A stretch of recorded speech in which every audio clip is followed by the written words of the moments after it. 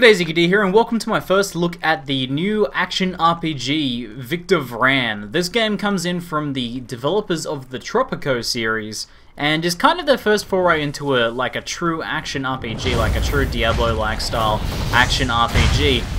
Pretty action-packed right off the bat here. I'm just gonna watch this beam of massive fire. I played it for about 6 hours so far, which is about the majority of the content in the initial release of Early Access. There's some good potential for this game that gets me pretty interested in it. I thought it could go either way. I thought, you know, this is a game from a company that hasn't really done much like this in the past. They could kind of just get it all wrong for us action RPG fans and really not have anything going for it. Or it could be a sort of title that brings some interesting new things to the genre. And I think it actually falls into the latter category. The early access version at the moment is currently very bare bones. It's basically combat through a number of different maps, 10 levels of character progression, a few different weapon types, a few different abilities, a few different aspects of character customization. No real storyline, no real cutscenes or anything like that in the game yet. So it's relatively short at this point, but there is a lot more that they look to add. And development time for the early access is set to be pretty short as well. It seems like they want to try and get pretty much everything done over the course of a couple months. So if they do manage to do that, that will be pretty exciting for the game. So what I have played so far though, the game is pretty enjoyable, is pretty fun. The combat feels really solid. It's really sticky, you'll notice, when I attack enemies. It'll sort of lock to them, so my character will jump to them and lock onto them a little bit more. So it's not got a lock-on system, it's got like a soft lock system that you don't really control. Just you kind of control it by where you look. But it just works out really well in practice. Now it is a WASD movement action RPG. I'm going to mention that right off the bat because that can be a bit of a killer for a lot of people. A lot of people like their isometric click-em-up action RPGs. There has been a few good action RPGs that have done, you know, using like a gamepad or WASD movement. You know, Diablo 3 did it really well on the console. The controls worked out really well on that game, and it kind of feels like this feels like that. I thought Blizzard did a really good job of porting over Diablo 3 to the console and to that sort of a control setup, and this game has done it really well as well. So it's not a deal breaker for me, but I know for some people it is a bit of a deal breaker to have it be WASD movement. And I have heard, though I've been playing with the controller the entire time, I have heard that the actual WASD movement needs some work. So if you plan to play mouse and keyboard with this style of a control system, you're probably going to be a little bit let down by the controls at this point. But it is something they're aware of and are sort of aiming to fix or improve, hopefully. So hopefully that is something they will do. The actual controller support and controller gameplay, though, is really solid. It plays really well with a gamepad, really solid to play. Controls are really tight and responsive, and the combat just feels great. So I think they're approaching early access right here. Essentially what they've done is they said this is the core of our game. This is like what the gameplay is going to be. This is like kind of a taste of that. Now we just want to flesh out the story. We want to take it further. We want to make more zones and all that. So that's kind of, it makes sense from the early access point of view. They seem to be doing that pretty well. Okay, so let's talk about some interesting things that kind of set this game apart, because when I first looked at this game, I thought, you know, this game is called VRAN. It's kind of got this like Van Helsing theme going on. Hold on, don't we already have an action RPG that's like a Van Helsing style action RPG? Well, yes, we do. The Incredible Adventures of Van Helsing, which is actually a pretty solid game series, and well worth checking out if you're looking for some more action RPG goodness. So I thought, you know, these guys are working from a bit of a deficit in my mind because they're making such a similarly themed game. Like, there's so many things you could choose from when you make an action RPG these days. You could choose to make it like space themed, you could make ancient history, we haven't seen one of those since Titan Quest, or you can go with like the typical fantasy thing, and these guys kind of chose like a very similar sort of setting to the Van Helsing games. Now, it's possible that you know, over a bit of time, and once they start to actually add in story elements, because there's currently no story in the game whatsoever, once they actually add in some of that, it's possible that the game gets a much more unique feeling and setting to it. But at the moment, it's kind of, you know, it's something pretty similar feeling to the Incredible Adventures of Van Helsing. So what does actually set it apart, though? You may have noticed that I've been bouncing off walls. And this is something I actually love about the game. Yes, you can actually jump in this action RPG. Since they went with the WASD or controller-based movement system, it works pretty well to start adding in some mild platforming elements, and I really hope this is something I do more of. But essentially, your character can jump, and you can do wall jumps, and that means doing things like hiding secrets. sort of in sneaky jumping locations, so I need to actually jump off the wall a little bit here. Oh, I'm not very good at this. We can do this. And there we go. So now we found ourselves an extra hidden chest, so we found ourselves some extra loot.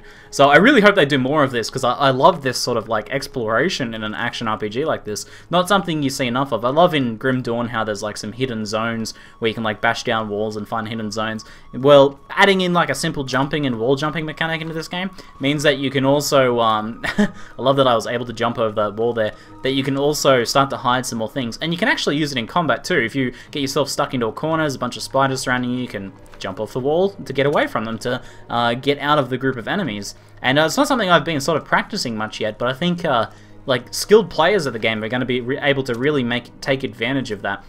You can do things like wall jumps though and slam down, which knocks back and stuns enemies as well. It doesn't do any damage, but you can use it to buy yourself some space and you know, perform some more combat maneuvers. And I really like how they've added this into the game. I think it feels great, and I'm looking forward to seeing them do more things with it. We had a developer stop by the stream when I was streaming the game, and I was encouraging them. I was like, guys, please add more jumping elements to the game. Add more like jumping, almost like jumping puzzles to the game. Alright, so I'm back in the hub now. There's no real explanation of what this hub is when you first join. You kind of just appear here, and that's because there's no like story elements in the game yet. There's a number of different shops here where you can buy potions, you can buy different weapons and stuff in this shop. You can sell things. Standard action RPG fare. And then you can buy the card modification system as well. So here is the world map before I go into customer character customization, not customer characterization. I'll show you guys the map here. So this is what's available in the current first release of the early access, and I've done all of the zones that are available so far. And you can see as I mouse over each of these that they have different like they all have, you know, the amount of stars that I've done and the amount of challenges. And if you click on one, like Widow's Mine here, I still have like a number of different challenges to do in this area. Now, this was about 5.5 hours worth of content. So as you start scrolling up, if things continue at the same pace, we're looking at a pretty hefty sized game here based on what's currently on this world map just here. I mean, they could add like very few, or they could add a lot of zones into this, but if it's the same as this, if each screen is about the same amount of content, we're looking at a good like 40-50 hours worth of gameplay. And that's even without knowing any of their like endgame plans, like whether they plan to add like repeated difficulty playthroughs, or some sort of like an endgame you know, generated random map system, or maybe you go back and visit starting zones or something like that in the end game. So we don't really know much about that just yet. So there's the potential for quite a bit of longevity to this game. And I actually do quite like the challenge system as well, the idea that there's quite a bit to do in each zone, and you are rewarded for doing each of those things in the zone. So some of them are like slay certain enemies in certain ways with certain weapons, and those force you to sort of explore different ways of playing your character, which is quite nice. Some of them, you know, kill like a boss with extra difficulty hexes activated, and I like this system as well. Kind of reminds me of Bastion, but essentially you get these different hexes that you get, and there might be more of these later on as the game develops.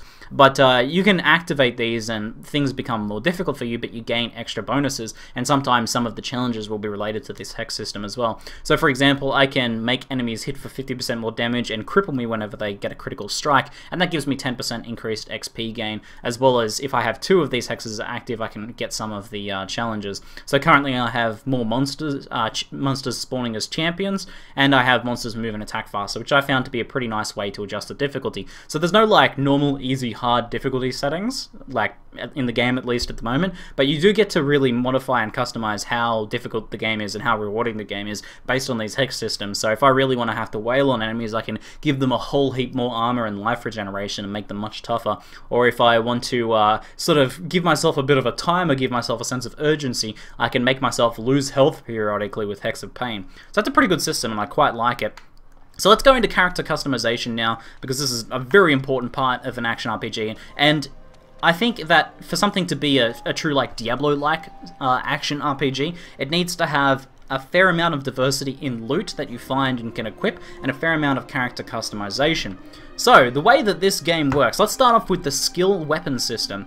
It works, the best way I've heard this referenced is, it's a lot like Guild Wars 2. The idea is that you can equip 2 different sets of weapons, and the skills are actually tied to the weapon. So right now I have my sword equipped, I gain my basic slashing attack, I can, that has its own sort of properties as well. Every third slash causes enemies to become vulnerable, which the next hit on a vulnerable enemy deals more damage. And then I have other abilities here on my, like my Y ability. I have a powerful single target, and then I have a powerful AoE on my B ability. And the way that you kind of play with the sword is you get kind of this tempo thing going where you do 3 slashes and then follow up with that, you do another 3 slashes and follow up with the other ability. The sword's kind of like the basic one, but there's some sort of some powerful comboing there. And then you can, on the fly as you're playing along, switch weapons whenever you like. So I can just tap one button and switch over to my hammer here and start using my hammer abilities instead. The hammer has 2 single target hits and then a powerful AoE on its 3rd combo strike. And then in addition to that, there is an ability I can charge up for a powerful AoE. And then there is like freaking awesome leap slam ability, my favorite ability in the game. So you can actually switch these weapons in your inventory at any time as well. So let's say I want to change kind of like my my setup here. I can change to a rapier and a shotgun instead.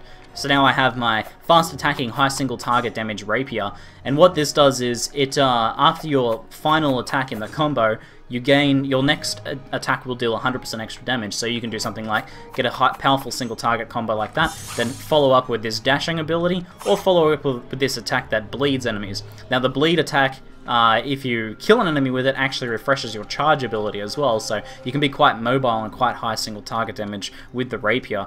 And then if I want to go you know, range a little bit, maybe enemies are getting a little bit more dangerous, I can switch to the shotgun. Now the shotgun is interesting because it has kind of like a rhythm game built into it. If you nail the shotgun shots as soon as it comes off of cooldown, you can see at the bottom there, you will actually inflict vulnerability on enemies, and you can actually chain vulnerabilities on enemies. And then you get a snipe ability. If you kill an enemy with a shotgun, the snipe is instantly refreshed. And there is a buckshot ability, which is a powerful AoE as well. So you can change between each of those. Currently in the game there is swords, two-handed hammers, shotguns, and rapiers. Now it would be very easy for them to expand out the weapon types, and I fully expect them to do so. I'd like to see, for example, an alternative two-handed weapon and an alternative ranged weapon, like they could put it like a crossbow in, and maybe a two-handed sword or a scythe or something like that. And in adding extra weapons, they would add extra abilities and extra customization, because you can get any sort of combo of these working you want. So let's say I really like the basic AoE comboing of swords, and then I want something like maybe a shotgun for ranged attacks, and you can switch between those, and you can actually do things like apply vulnerability with your swords attacks, switch over, and then hit them with a shotgun and sort of take advantage of the cross comboing of weapons as well. So the system is not incredibly complex, but it's well designed, and sort of, you know, in being simple, like each weapon only has 3 abilities, right? A basic ability and 2 added abilities, but the comboing potential of the abilities and the added effects of each of these abilities means that it's got kind of like an elegance to it that does promote a fair bit of customization and a fair bit of thought. I was asked to sort of compare this game on like the complexity scale of something from like Path of Exile to Diablo 3, you know, how complex is it? And in terms of raw complexity, I think this game is actually less complex than something like Diablo 3 in terms of character customization. There's less skills available, there's less ways of modifying those skills. But that's not to say it's a bad thing, because the systems work really well together and they feel really well polished, even at this point in the early access. So let's look at some of the other aspects of character customization. There's very few armor slots in this game. There's only 1 armor slot in this game, so that's kind of like one thing that kind of like sort of, I guess, alludes to the fact that this is not aiming at having a bunch of like complex small parts, but rather having a few parts that have more meaningful decisions to them. And the armor, for example, has a big impact on your character. It's like more like a costume system, if anything. You switch between these different costumes, and they have pretty significant impacts on your character. They don't really have like much in the way of like defensive stats or anything like that, but what they do is they change the way the overdrive system works. So this is your added abilities for your character, or your demon powers. So the Wanderer's outfit I've got here, you gain overdrive over time, but no longer generate overdrive from attacks, which is the default way of generating them. There's another one here that you gain health whenever you use a demon power, or this one you gain triple overdrive from critical hits, but no overdrive from other attacks. So you can see if I'm wearing something like this, obviously building critical strikes and generating from critical strikes is going to make me very powerful. It means that your character plays quite differently depending on the costume you're wearing, and it's also kind of like an aesthetic customization thing too. So the demon power system, or the overdrive system, is sort of like your non-weapon based abilities. So you get these, if I go back into the inventory here, there is a bunch of different demon powers that you can equip. You can have 2 equipped at any one time. I currently have a boomerang attack and then a diamond defensive ability, but there's a whole bunch of other ones in here, from meteors to giant beams of fire and, you know, like frenzy auras and stuff like that. So essentially, like depending on the costume you're wearing, you'll generate the overdrive bar, and then you can use those abilities. You'll see I'm losing my overdrive at the moment because I'm out of combo, and the current costume I have on only generates overdrive when I'm actually critting enemies, so it's not going to work so well. Whereas my other set just here, which I can equip to show you guys some of the abilities, generates over time. So it's like you get overdrive slower, but it's more consistent, and you can rely on it being there whenever you first initiate a fight. So you can change your playstyle quite a bit there, and also customize those what the actual abilities you get from that. So you can go a little bit more defensive, you can go a bit more offensive, get a bit of utility there. Now the final sort of customization system, there is like potions and flasks and stuff like that, but that's not really that significant in this game. The final customization system is the Fate cards, or the Destiny cards, or something. I think they're called Fate cards. But essentially, you get to equip a number of these. This increases as you level, and they each take a certain amount of points to equip as well. So you have like a maximum amount of points that you can have. So I've got, there we go, Destiny points, 32 out of 35. So you can mix and match different cards to achieve different effects in your character. These give a combination of passive, like offensive and defensive abilities, utility stats, but also extra procs as well. So you can set up sort of like extra automatic abilities in your character. So for example, the moon just here, whenever I crit enemies, every 15 seconds I can cause an explosion that deals 70 frost damage and slows enemies in the area. So I've sort of combine that with a critical strike card here, which is quite simple, but this one obviously a little bit more complex. And then I also, just to give my character a little bit of defense, I have some life steal and extra damage whenever my life is higher, which synergizes quite nicely. So this system I quite like. I like this idea of the card system. I think at the moment it's kind of bare bones. I would like to see them add more complex interacting parts on these, and maybe ones that interact with skills as well, so that some of them are just like, you know, increased range damage, so it's like, oh, if I'm using a shotgun I should use that. But I'd like to see some that added extra combo potential to abilities, or added extra effects to abilities that you can play around with. There's a lot of potential with this system that they currently aren't exploring, so I do hope to see them explore that. So overall, guys, at this point, I don't think this game is worth picking up this early into early access unless you're really excited about it and kind of want to like help support development, but it is definitely one to keep an eye on. I think it has a lot of potential, and like I said, some of the systems at the moment are a little bit bare bones, but there's a lot of potential for them to expand it, and if they do sort of look to make some of those things a little bit more in depth and capture some of the ideas they've got and take them a little bit further, I think this game could be really solid. Overall, I was pretty impressed. I enjoyed thoroughly my 5.5 hours with the game. Obviously very short at this point in early access, and I think it's the sort of game, this sort of like buy once standalone game, that you're going to enjoy a lot more if you kind of get the more complete experience. I was happy to try it out and see the potential, because I'm obviously very interested in action RPGs, and I wanted to sort of help push development along, and I've given a lot of feedback and reported a lot of bugs and things like that already. But I think for the majority of you guys, I would recommend simply putting it on your Steam wishlist. So this is definitely one to add to your Steam wishlist, guys, and keep an eye on, because as it approaches completion, I'll give you guys some updates to see, you know, exactly how they've gone with increasing things and expanding some of the systems they've got in the current game. So definitely one to keep an eye on, guys. Pretty good fun and some nice systems with some good potential. Hopefully you guys enjoyed this first look at VRAN. That is it for now. I'm ZiggyD, and thanks for watching.